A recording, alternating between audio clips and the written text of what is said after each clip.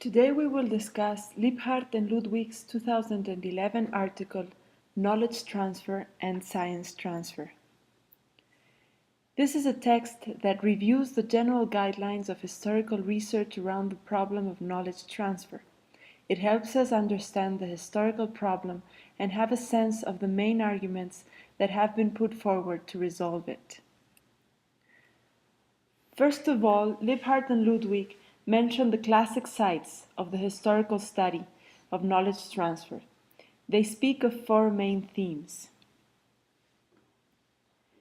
The first ones are the research voyages of the early modern period. We will study this classic site with La Condamine's expedition.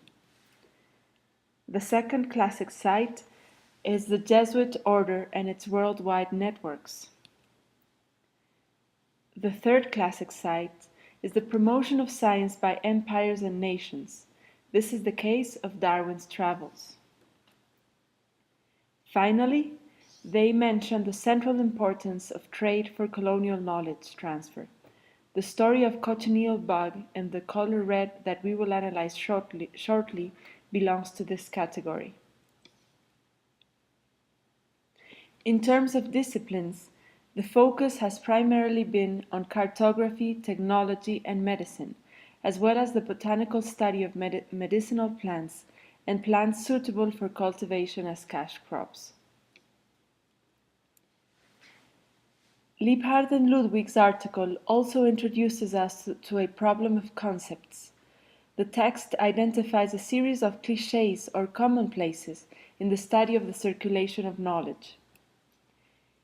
In fact, when knowledge is discussed in global contexts, numerous terms have emerged that are intended to describe the relationship between European science and the knowledge of people outside Europe. Problematic terms such as belief, superstition, traditions, as well as primitive, religious, traditional, or indigenous knowledge, are used to describe knowledge systems different from European science.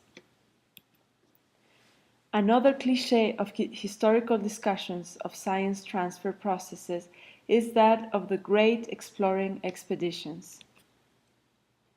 In the service of truth, heroes of European scientific history such as Charles-Marie de la Condamine and Alexander von Humboldt braved the most extreme privations in territories beyond Europe in order to subsequently present their revolutionary discoveries at home in Europe. These epic depictions thematize science transfer along a clear line of delineation between the European center and the non-European periphery. Europe functions not only as the political but also as the epistemic center of the world. The voyaging researchers are famous for bringing the European sciences into the most remote corners of the periphery. The fact that their discoveries were often based on the acquisition of indigenous knowledge was ignored.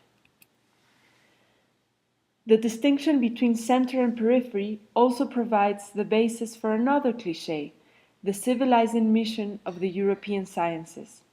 To the extent that the colonial powers claimed for themselves a civilizing duty, the export of science assumed a central ideological role.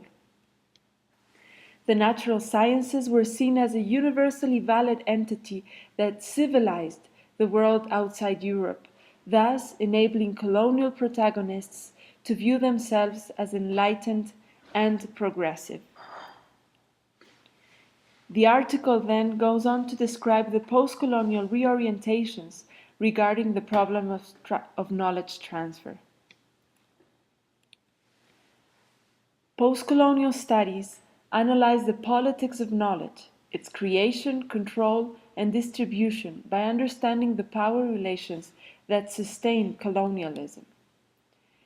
The article mentions Edward Said's work as a pivotal guideline in the critical discussion of knowledge transfer. Said introduces the element of power to criticize European science as the universal and epistemologically preferred knowledge system. Post-colonial approaches highlight the way in which non-European knowledge knowledge systems have been represented as having a non-scientific character, which is taken as fundamental proof of the irrationality and inferiority of such systems. Finally, the article describes new trends in the study of knowledge production and circulation. More recent approaches stress the local nature of knowledge, and also that it is precisely when different systems of thought come into contact that new knowledge can be produced. Models which assume that knowledge can simply be transferred without the knowledge itself being changed in the process, like the one proposed by Basaya, are now regarded as problematic.